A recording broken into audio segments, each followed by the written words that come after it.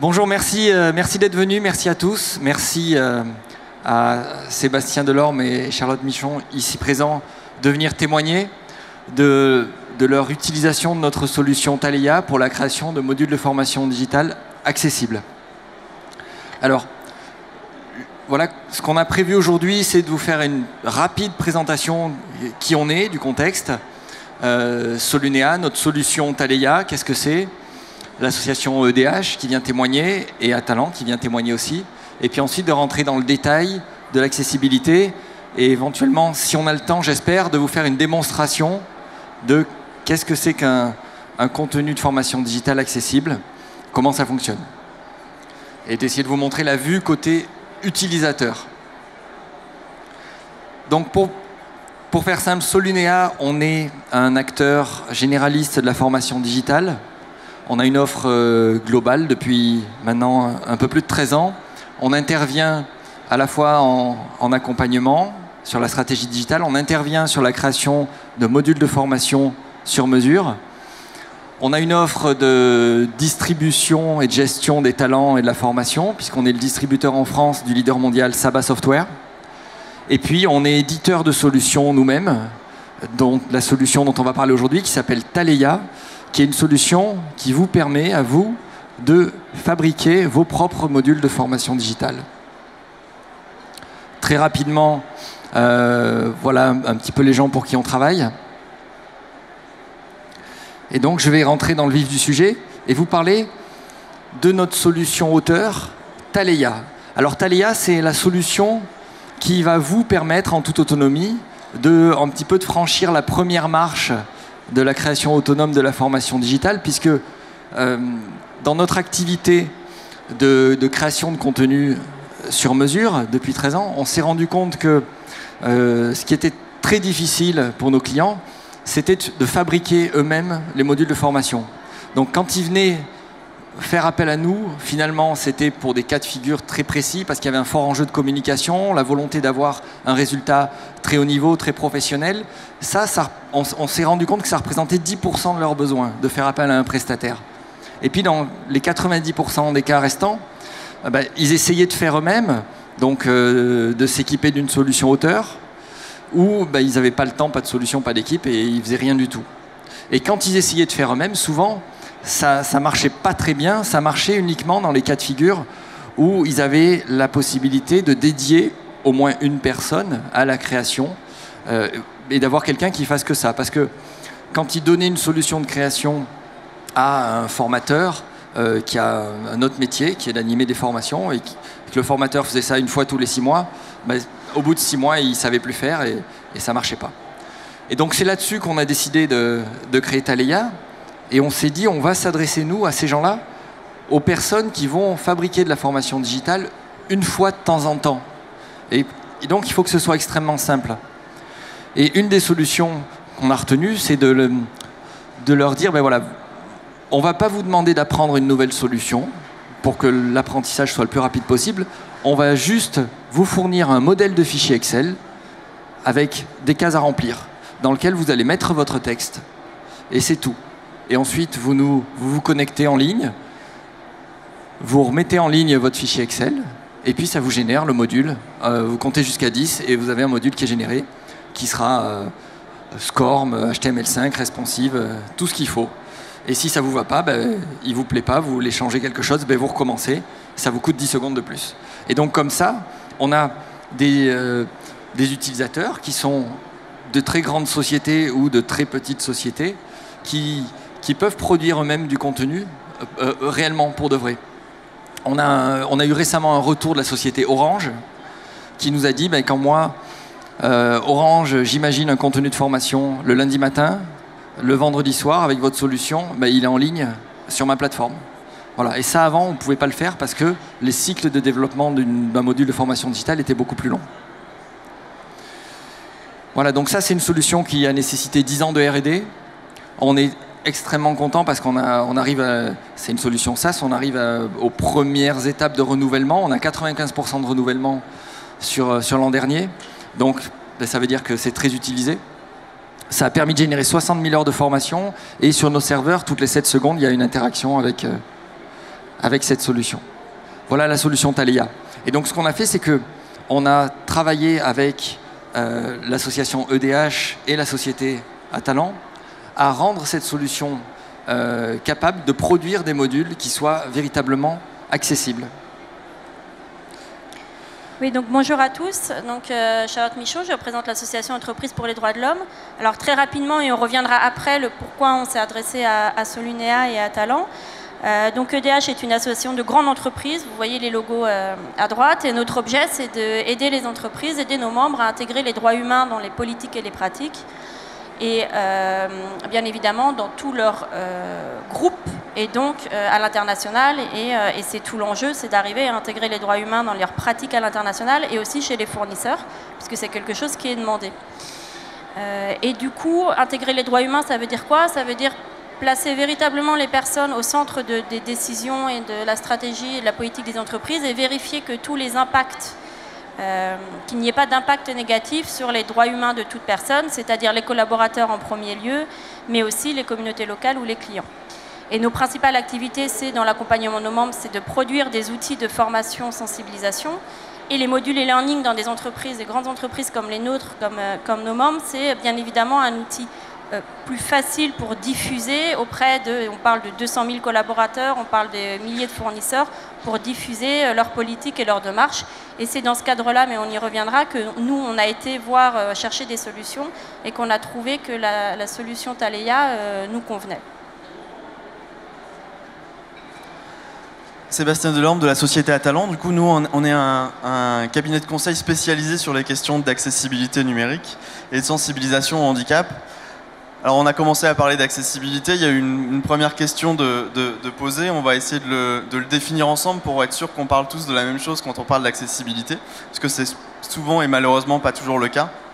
De notre côté, on travaille principalement avec des entreprises privées comme publiques, donc le sujet de l'accessibilité, c'est pas exclusivement un sujet pour des administrations ou pour des collectivités publiques qui sont soumises à obligations légales, mais aussi pour des entreprises, pour leurs collaborateurs. On travaille sur différents sujets qui sont liés au numérique, le web, les applications mobiles, les applications métiers, les vidéos, les médias, etc., etc. Soit sur de l'assistance technique pour les aider à prendre en compte ces questions, les aider à prendre en compte le handicap, sur du transfert de compétences, puisque le meilleur moyen pour arriver à concevoir des supports, que ce soit e-learning, web ou numérique de manière large, accessible, c'est que tout le monde ait la compétence et la capacité de le faire à son échelle. Et on travaille aujourd'hui avec un certain nombre de grosses structures, L'Oréal et LVMH par exemple, sur le déploiement de manière beaucoup plus globale de la prise en compte de l'accessibilité à l'échelle de l'organisation et de l'entreprise, pour faire en sorte que ce soit vraiment un sujet, qu'il y ait une vraie gouvernance sur cette question de handicap et numérique.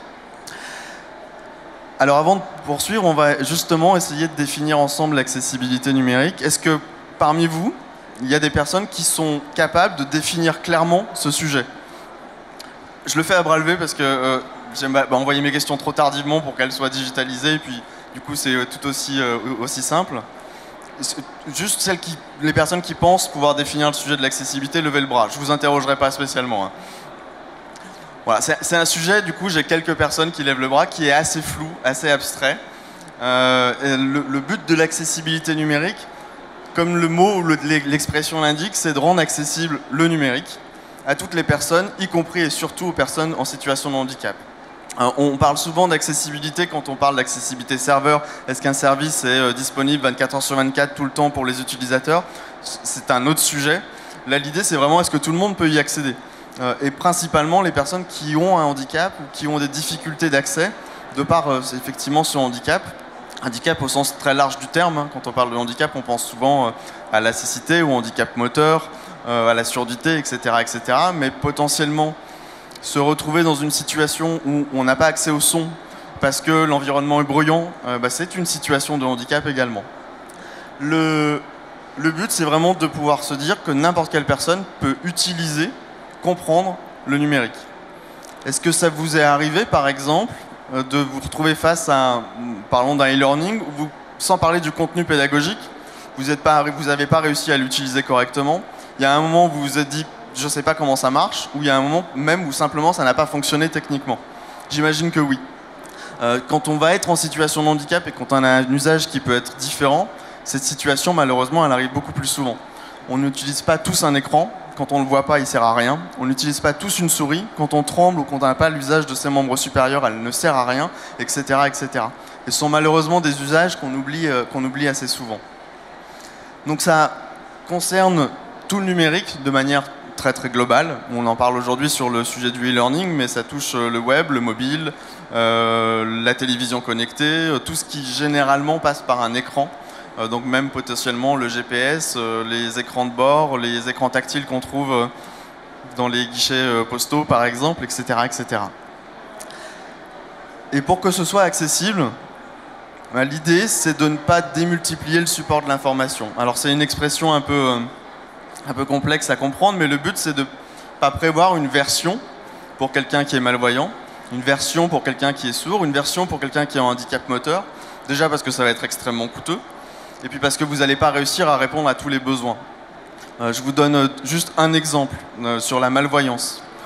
Alors je ne vais pas le faire parce que malheureusement avec le bruit j'entendrai pas vos réponses, mais globalement si je vous pose la question de vous devez écrire un email à quelqu'un de malvoyant, qu'est-ce que vous faites? Dans 99% des cas, je suis sûr de votre réponse, c'est je vais potentiellement essayer d'écrire plus gros, en noir, et c'est globalement les réponses que j'ai. Ça part d'une bonne intention, mais malheureusement, vous ne serez pas forcément plus accessible. Je connais tout un tas de personnes malvoyantes qui ont ce qu'on appelle une vision tubulaire. Alors, je ne sais pas si vous imaginez ce que ça peut représenter. Une vision tubulaire, c'est on regarde comme si on regardait dans un tube, on a un champ de vision qui est restreint. Si on a un champ de vision qui est très restreint et qu'on écrit le texte plus gros, globalement, on voit une lettre ou deux dans son champ de vision. Donc à l'inverse, c'est des personnes qui vont réduire la taille de texte, qui vont regarder des tout petits écrans et pas des gros écrans par rapport aux idées reçues. Donc la notion de handicap, elle est tellement vaste, il y a tellement d'usages et de besoins qui sont différents qu'on ne peut pas y répondre comme ça au cas par cas. Donc on a des règles, on a des normes, comme on en a dans le bâti. Alors je me rends compte qu'elles ne sont pas dans mes slides, mais vous avez une norme par exemple qui s'appelle WCAG, W-C-A-G, pour Web Content Accessibility Guidelines. Et c'est des règles de nature... alors de 4 natures différentes, fonctionnelles, graphiques, techniques et éditoriales. C'est-à-dire qu'à un moment donné, dans les fonctions qu'on va mettre en œuvre, on vous en montrera quelques-unes sur la solution Taleya, on a des fonctionnalités qui vont être dédiées aux personnes en situation de handicap. Mais ça peut être aussi des règles graphiques. Si le bon sens veut que si j'écris en jaune sur fond blanc, il y a de fortes chances pour que je sois quasi lisible, voire pas du tout lisible pour des personnes qui sont malvoyantes. Ça ne veut pas dire d'écrire en noir et blanc, mais d'utiliser des contrastes qui sont suffisamment adaptés. On a une grosse partie de règles techniques, c'est-à-dire que ne vous voyez pas. C'est-à-dire que vous allez regarder un module e-learning, vous ne verrez pas la différence entre un module e-learning accessible versus non accessible. La différence, elle va se jouer dans la manière dont il est construit techniquement. Par exemple, est-ce que quelqu'un d'aveugle peut vocaliser entièrement l'interface et peut comprendre le contenu avec les systèmes qu'il utilise au quotidien? Même chose, je vous ferai une petite démonstration juste après. Et puis vous avez des règles éditoriales. Cliquez sur le bouton en bas à droite pour continuer le module. La notion de en bas à droite, elle est totalement inexistante pour quelqu'un qui est aveugle et qui est sur un ordinateur. Pour lui, il va actionner un bouton qui s'appellera suivant, qui s'appellera précédent, mais pas qui est situé en bas à droite de son écran, puisqu'en fait c'est une interface qui va lui décrire le contenu et non pas la position des éléments sur l'écran. Pour qui, alors je vais passer très brièvement puisque j'ai déjà donné plein d'exemples, mais ça touche potentiellement toutes les situations de handicap, la notion d'accessibilité numérique, à l'exclusion éventuellement du handicap mental, pour qui on va souvent faire des choses qui sont vraiment spécifiques d'un point de vue pédagogique et d'un point de vue du contenu. Mais ça va toucher le handicap cognitif. Est-ce que quelqu'un de dyslexique peut arriver facilement à lire l'information ? Est-ce que quelqu'un de malvoyant peut la lire facilement? Est-ce que quelqu'un qui tremble, qui n'a pas l'usage de sa souris, peut utiliser concrètement le module? Ou d'autres exemples qui vont peut-être toucher plus de personnes. Est-ce que quelqu'un de daltonien arrive à comprendre mes graphiques? C'est aussi de l'accessibilité. Je ne sais pas si vous avez une idée du nombre de personnes daltoniennes qu'on décompte dans la population. C'est 10% des hommes. Donc à peu près 5% de hommes avec un H minuscule, du sexe masculin. Donc c'est à peu près 5% de la population qui est daltonienne. Si vous avez sur un module e-learning les bonnes réponses sont affichées en rouge, les mauvaises réponses sont affichées en rouge, globalement vous avez 5% des apprenants qui ne peuvent pas identifier leurs mauvaises réponses. Ce genre de choses, par exemple, c'est extrêmement essentiel, c'est essentiel en matière d'accessibilité. Et de manière plus... Sébastien, et est-ce qu'on a une idée du nombre de personnes qui ont un handicap au global? Alors au global, c'est une question qui est beaucoup trop complexe pour pouvoir y répondre comme ça. On estime qu'il y a à peu près 10% de la population qui est atteinte d'un handicap. Le daltonisme n'est pas toujours considéré comme un handicap, donc par exemple, c'est pas inclus dans ces statistiques. Mais c'est pas parce qu'on est en situation de handicap qu'on va être concerné par l'accessibilité. Et en gros, on peut se dire que l'accessibilité, c'est une globalement, problématique qui va on concerner estime 10%. aujourd'hui, selon les chiffres, entre 10 et 25% des personnes qui sont concernées. Donc c'est quand même énorme. Tout à fait. Et globalement, c'est bon pour tous. C'est-à-dire qu'un module e-learning qui sera plus accessible, il sera plus facilement utilisable pour tout le monde. Un exemple autre, c'est les trottoirs bateaux que vous voyez au niveau des passages piétons. C'est une norme d'accessibilité. Ils sont prévus pour que les personnes en fauteuil roulant puissent traverser. Si vous avez une poussette, si vous avez une valise à roulettes, vous êtes bien content de pouvoir justement ne pas avoir à le lever systématiquement quand vous traversez la rue. C'est exactement la même chose sur un module e-learning. On se rend compte qu'il est plus facile et plus agréable à utiliser quand il est accessible pour tous. Alors, du coup, on va rentrer un petit peu plus dans le concret et les démonstrations, mais juste avant, le pourquoi. Du coup, le pourquoi aujourd'hui le sujet est pris en compte. Alors évidemment, et ça je vais laisser Charlotte parler et vous présenter le pourquoi et ça a été pris en compte sur ce projet. De manière globale, pour éviter la discrimination, pour permettre l'accès à l'information pour tous. Pour un autre sujet, c'est un aspect légal. C'est-à-dire qu'aujourd'hui, en France, il est obligatoire pour des services publics de rendre accessible leur module e-learning. Pour leurs salariés, ou même si c'est tourné vers l'extérieur, c'est obligatoire. Et à partir de, pour l'instant, janvier 2019, c'est la puce numéro 3, on a une loi qui a été votée, qui est promulguée, qui attend son décret d'application, qui va élargir cette obligation légale à un certain nombre d'entreprises qui dépassent un certain seuil de chiffre d'affaires. Le décret qui doit paraître ce mois-ci devrait annoncer le seuil de chiffre d'affaires, donc on aura aussi, à partir de ce mois, un certain nombre d'entreprises qui ont des obligations d'accessibilité numérique pour leurs salariés. Non, très rapidement, pourquoi on a voulu rendre que nos modules soient accessibles, c'est parce que déjà c'était une exigence obligatoire pour certains de nos membres, donc je vous l'ai dit, c'est des grandes entreprises qui se sont eux-mêmes fixés des normes minimales et pour tout contenu diffusé, donc e-learning, mais aussi sur les sites intranet, etc., c'était une obligation que le contenu soit accessible à un certain niveau que Sébastien pourra développer. Et deuxièmement, c'est vrai, et Sébastien l'a dit, nous, notre objet, c'est quand même les droits humains. Et donc, l'idée, c'est que l'information, les démarches soient accessibles pour toutes les personnes potentiellement concernées. Et on sait très bien que les personnes en situation de handicap sont, dans les faits, plus susceptibles d'être victimes de discrimination et ont besoin d'avoir précisément l'accès à l'entreprise et aux dispositifs qui leur permettent de faire valoir leurs droits. Du coup, une fois qu'on a choisi la solution Taleya, on s'est rapproché d'eux, on a vérifié que le module les modules produits étaient accessibles et ils ne l'étaient pas. Et donc, on a collaboré avec eux. On a fait appel à la société Atalant parce qu'on avait déjà eu un exemple 2 ans avant de la nécessité de l'accessibilité et surtout de la nécessité d'avoir quelqu'un d'expert sur le côté technique. Et on a fait transformer la solution pour qu'aujourd'hui, elle rende des modules accessibles. Du coup, on voulait vous montrer quelques exemples pour avoir un peu de concret à vous mettre sous la dent. Donc, un des exemples en termes d'accessibilité, ça va être la partie contraste et couleur. Donc, vous imaginez que vous avez créé un module learning qui ressemble à ça, dans lequel vous présentez vos objectifs pédagogiques. Voilà. Et donc, grâce à Taleya et aux fonctions d'accessibilité, automatiquement, donc vous avez choisi les couleurs qui sont, que vous trouvez jolies, mais vous allez pouvoir passer dans un mode accessible et automatiquement, on va forcer, quelles que soient les couleurs que vous avez choisies, on va forcer les contrastes pour que ça devienne plus accessible pour des personnes en situation de handicap visuel. De la même façon, un autre exemple concret, c'est l'ergonomie. En termes d'ergonomie, là, on a par exemple un écran de type interaction, de type glisser-déposer. Voilà. Donc il faut faire du glisser-déposer, c'est un petit exercice. Ça, c'est pas très accessible. Donc automatiquement, ce qu'on fait, c'est que vous même si vous n'avez pas imaginé la version accessible de cet exercice, automatiquement, en passant en mode accessible, quelqu'un qui a besoin d'accessibilité, il verra quelque chose de très différent. Et donc, le glisser-déposer sera remplacé par un système de liste qui, lui, sera compatible avec son outil de lecture d'écran, et en tout cas son outil d'interaction avec le système. Voilà, c'était deux exemples très simples d'accessibilité automatique avec Taleya. Du coup, pour vous donner un dernier exemple, je vais tenter une démonstration avec un lecteur d'écran. Alors, je ne sais pas si je peux avoir la sortie son de mon ordinateur qui est déployée sur les enceintes. Et si... Alors, je vois que ça va être essayé, ouais. Ok, ça marche.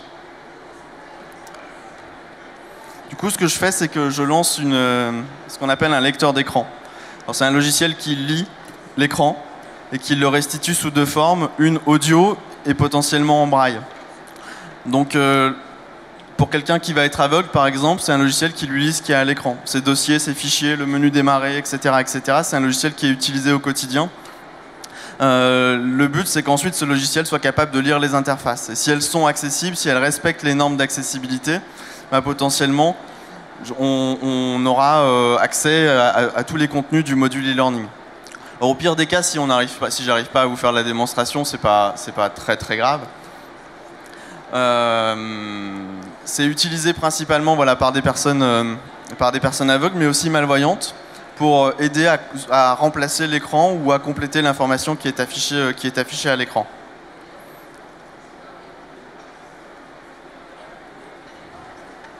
Potentiomètre 22.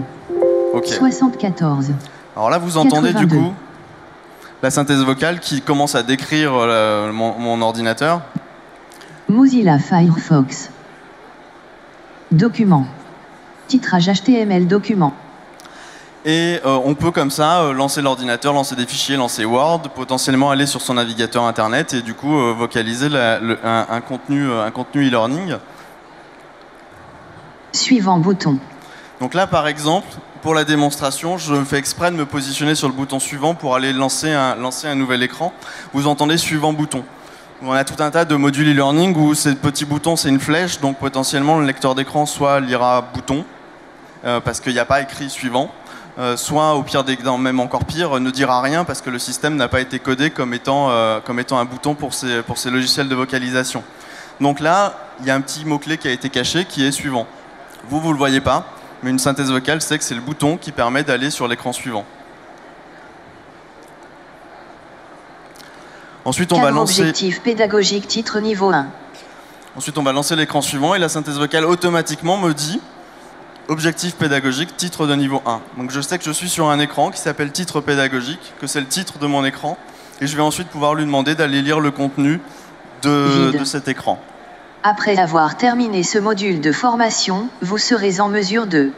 Et on a comme ça toute l'interface qui va être décrite, qu'on ait des éléments qui soient très visuels, des images, des boutons, etc., etc. Tout peut être potentiellement décrit et du coup utilisé par les personnes qui sont aveugles.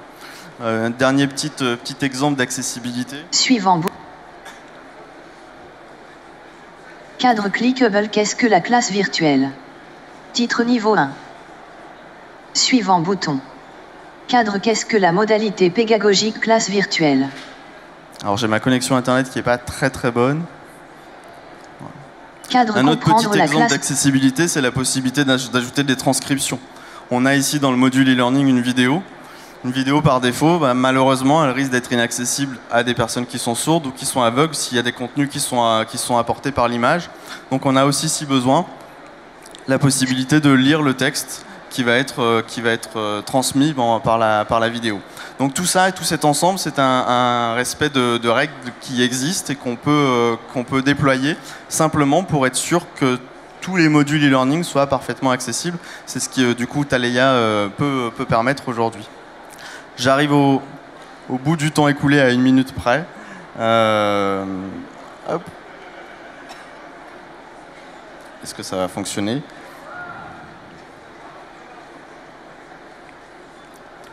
Ça ne veut plus fonctionner.